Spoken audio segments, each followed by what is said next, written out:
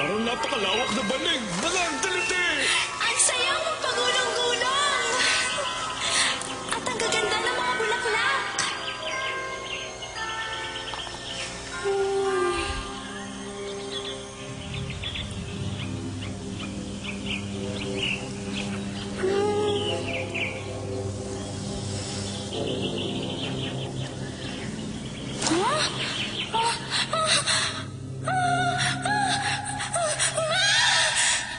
Cinderella? Cinderella! Cinderella! Cinderella! Opo, Tia Selena, nariyan na po! Ang patimpalak!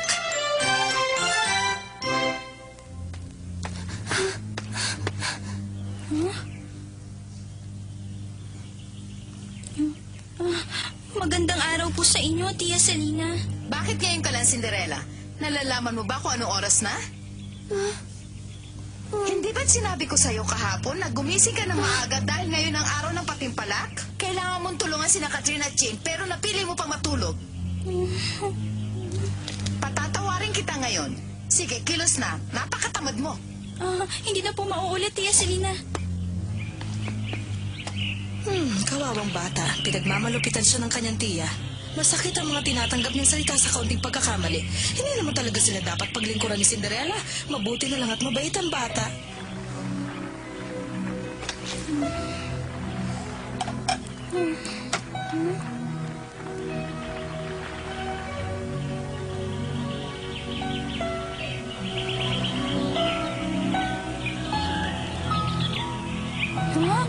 Ang mga bulaklak sa panaginip ko.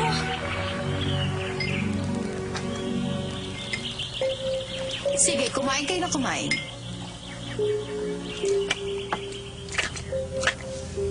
Sino kaya ang tatanghaling reyna ng piyesta ng mga bulaklak? Bakit? Hindi mo pa ba alam? Alam ko na, ngunit hindi pa rin ako makapaniwala. Ha? Dapat siguro alam ko na sasabihin ko mamaya.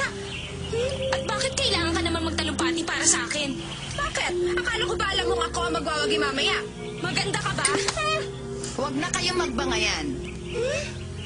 Pareho kayo maganda, ngunit isa lang ang maaaring magwagi. May tiwala naman ako sa inyo. Hindi nila kayo malalamangan kahit sako pa ang isuot nyo. Ang mahalaga, isa sa amin ang magwawagi.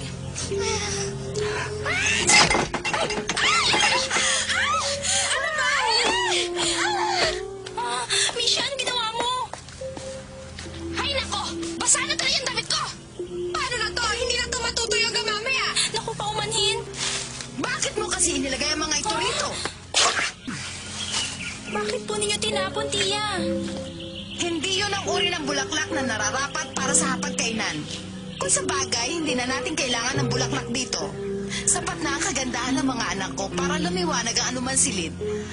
At nakakayang itabi sila sa isang tulad mo, Cinderella. Sige na mga anak, umakyat na kayo at magpalit ang damit. Ngunit matatagalan pa kami. Magpapahuli na lang ako kaysa lumabas sa ganitong ayos ko. Sige na nga. Huwag kayo mag-alala mga anak. Mas mabuti na rin ang mahuli tayo para mapansin ng lahat ang ating pagdating. Magbibihis na po ako. Oh, gusto sana kitang isama sa patimpalak para maging yaya ni na Katrina at Jane. Ngunit dahil sa kasalanan mo ito, nagbago ng isip. Si Misha po ang nakatabig sa florera. Ngunit ikaw ang naglagay ng mga bulaklak. Basta laban mo na ang mga damit at maganda ng pagkain pagbalik namin. Ngunit, Sasalungat ka na naman ba sa akin? Kung ganon, maliwanag na ba? opo. Ikaw talagang bata ka, pati ba naman po sa pagbibintangan mo pa? Misha! Misha!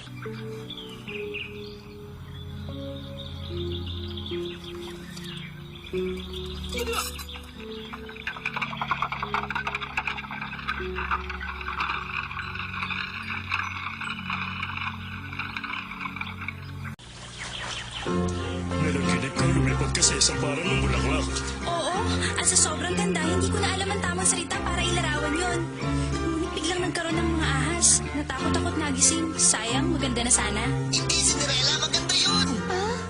Itayin mo. Siswertihin ka. Ano ba sinasabi mo, Bingo? Naiibang ka na ba? Anong swerte? Anong naiibang? Kapatid, tinuruan yata ako ng lola kong biglang kahulugan ng mga panaginip. Swerte daw ang ibig sabihin kapag nanaginip ka ng isang parang ng bulaklak. Oo nga, naalala ko na.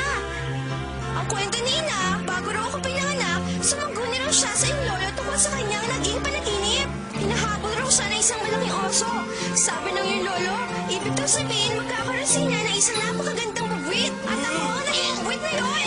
Kung ganoon, tama ka, Bingo. Suswertehin nga si Cinderella. Nasabi ko rin ba nagkakamali si Lolo? Anong ibig mo sabihin? Kahit wala. Pinalalabas mo bang pangit ako? Sabi mo yan. Pumunta ka! Ay, naku, nagtalo na naman ang dalawa.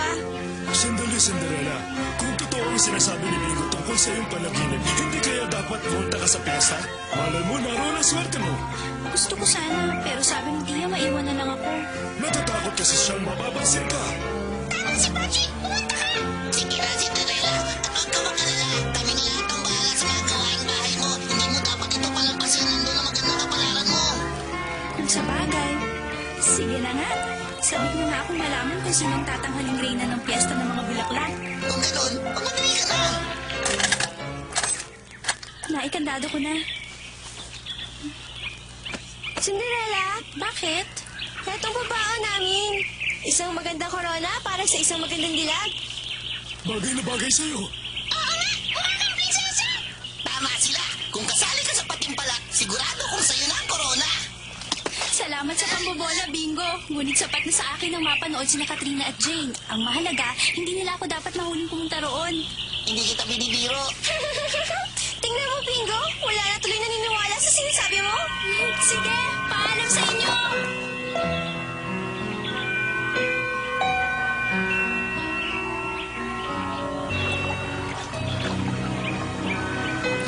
Huh?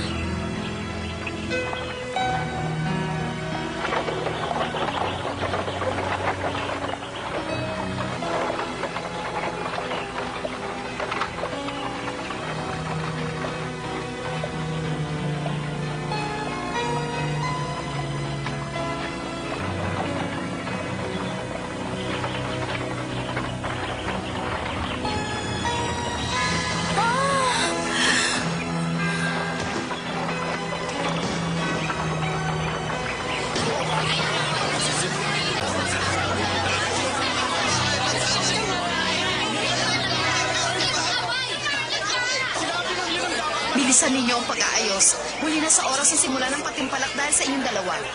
Mama, ano po sa palagay niyo? Dapat po ba mas mapula ang labi ko? Hindi, tama na yan. At huwag masyadong makapalang pulbos. Magaganda na kayo kahit konti lang ilagay ninyo. Mama, hindi ko pumapantay ang kilay ko. Nanginginig na po mga kamay ko. Akin na at huwag kang kabahan. Humiyak ka na malalim. Heto po mga bulaklak kapalit ng pagsakay ko. Maraming salamat po!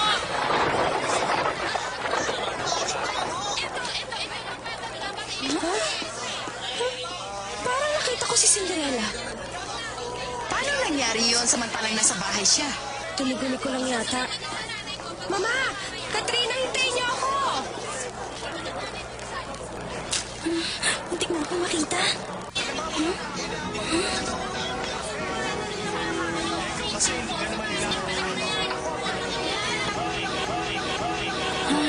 Ang saya naman dito.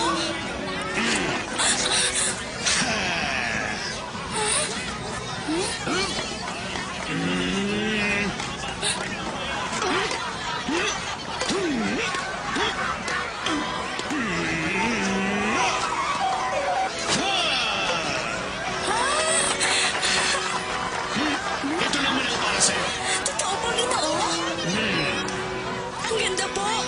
Dagdagan pa natin. Salamat po. Mga kaibigan, makinig po kayo lahat. Malapit na pong magsimula ang timpalak upang malaman kung sino ang tatanghaling reyna ng ating kasiyahan.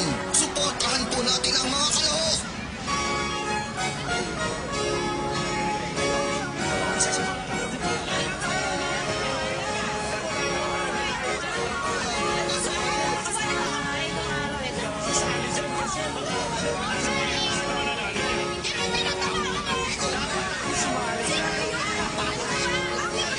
Tingnan ninyo ang mga ibang kuho. Huwag ninyo sabihin mas magaganda sila sa inyo. Nalimutan po yata nilang paligsahan ito ng magagandang dalaga at hindi mga salag. Baka may kaliskis pa kayo. Sisimula na po ang patimpalak. Ang unang kalahok mula sa Schuster County, si Binibining Virginia Moorhead.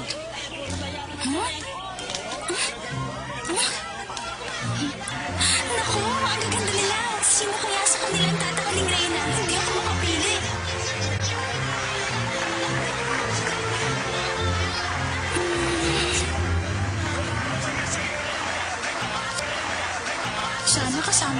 palak na ito.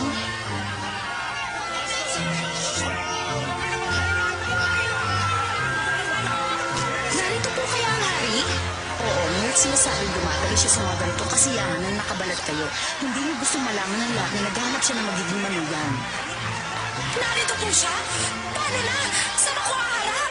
Ang susunod na kalahok, binibining Katrina Biel. Ikaw na ang tingnan. Manood po kayo, Mama.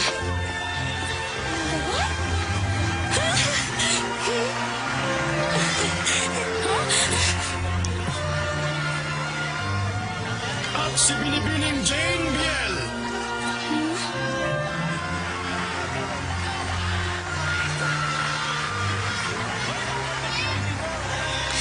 Sana makikinig siya sa kanila.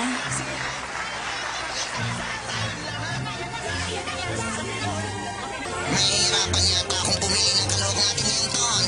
Ako man, pare-parehong magaganda ang mga dalagang kalahok. Ngunit agad kong napansin ang damit ni Katrina Biel. Mga kaibigang hurado, hindi ito pagandahan ng damit at sapatos. Kailangan nating tingnan ang kanilang tindig. Hindi ba't maganda rin naman ang tindig ni Katrina? Mas maganda si Virginia. Ano ba sila, bulag? Hindi ba nila nakikitang walang laban ang mga ibang kalahok sa ganda ng mga anak ko? Bilisan ninyo, si Katrina o si Jane? Gusto ko si Hindi, Katrina. si Virginia. Nahihirapan ng mga hurado. Karapat-dapat naman kasi ang lahat ng mga kalahok. Si Katrina. Si Virginia. Katrina. Ang tagal naman, hindi na ako makahintay.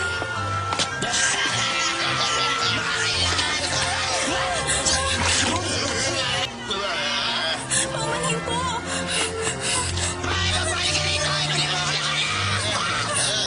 Sinabi na siguro kung sino ang nagwagi.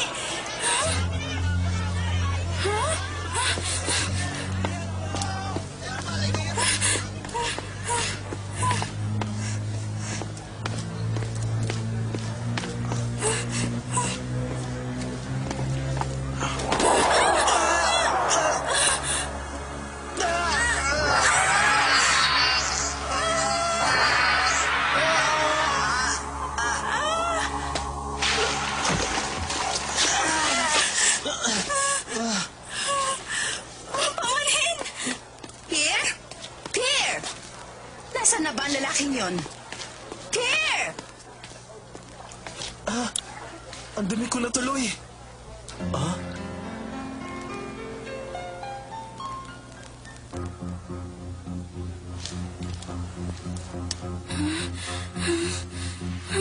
Kailangan maunahan ko na sila Tia.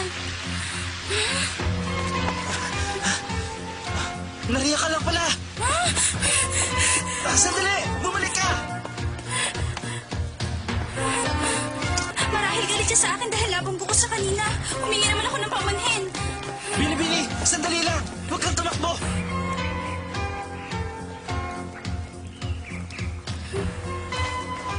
Hindi ako masamang tao! Hindi kita sasaktan! Kung ganon, pabayaan mo na ako. Hindi ko naman sinasadya ang nangyari.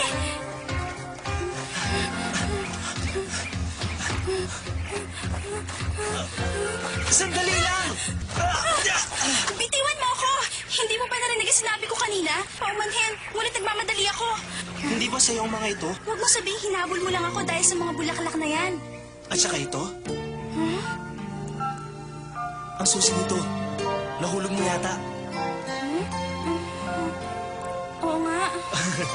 Kung ganun sa'yo nga ito. Ayan. Bakit hindi mo sinabi sa akin? Tumakbo pa tayo. Napagod ka lang. Hiningal kasi ako. Ngayon lang ako nagabol sa isang babae. Ang bilis mo palang tumakbo. Ipagpaumanhin mo naging asal ko kanina. Hindi ko man lamang tinanong kung nasaktan ka kanina. Walang anuman yun. Humihingi rin ako ng paumanhin kung natakot ka man sa akin. Hindi man lang ako nagpasalamat. Eto. Hindi ba't sa'yo rin ito?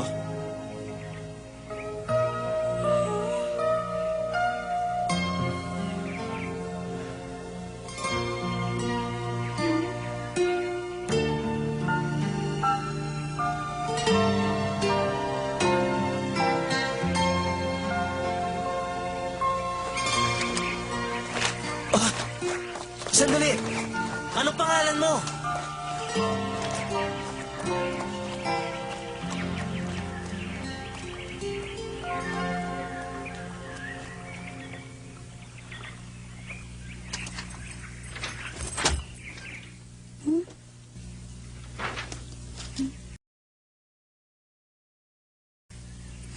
Buti na lang wala pa sila. Suwail ka talaga. Saan ka galing, Cinderella? Sa kapahuyan lang po. Anong gagawin ko sa'yo kung lagi mo akong sinusuway? Kung hindi lang kita kailangan dito, sana kahapon ka pa sa lansangan natutulog. Paumanhin po, hindi na po mauulit. Huwag niyo po siyang palayasin. Mahirap ang walang katulong. Siya nga po pala, sino po ang nagwagi sa inyo sa pating palak? Kayo po magsabi, Mama.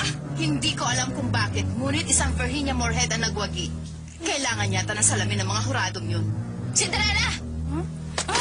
Habaan mo ang dulo ng damit na ito. Nakita na yata kanina ang mga sakong ko. Bilisan mo! Isusot ko pa yan bukas. Susubukan ko. Labhan at plansyahin mo naman ang damit ko. Kailangan ko rin bukas. At pagkatapos, linisan mo ang chimenea, ayusin ang mga gamit sa silong at pakintabi ng sahig. Opo, Tia Selena. Hindi lang yon. Linisin mo rin ang mga pintana, labhan ang mga kurtina at suklayan si Nisha. Gusto kong matapos mo ang lahat ngayong gabi. Ay tiwala naman ako sa'yo pagdating sa gawaing bahay. Mapalad kang at kakunti lang inuutos namin sa'yo. Sige, simulan mo na pagtatrabaho.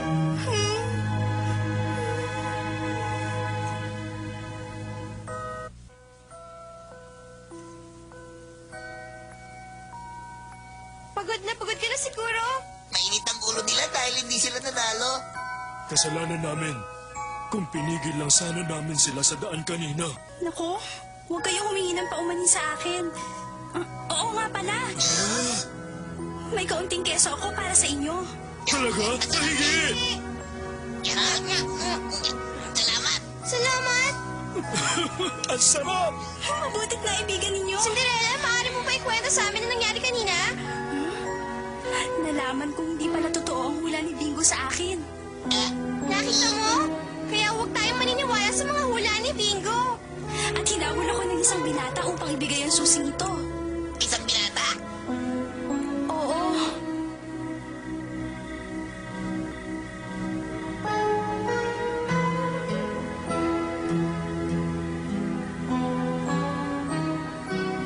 Ngunit, hindi ko nakilala. Siya pala ang dahilan kung bakit ka nahuli kanina. Ganun na nga. Ngunit walang anuman yun. Wala siyang kasalanan. Ang hula ko naman Tama yan. ka na nga, Bingo. Cinderella, maaaring magulo ang nangyayari sa'yo ngayon. Ngunit yun ang swerte sinabi ni Bingo.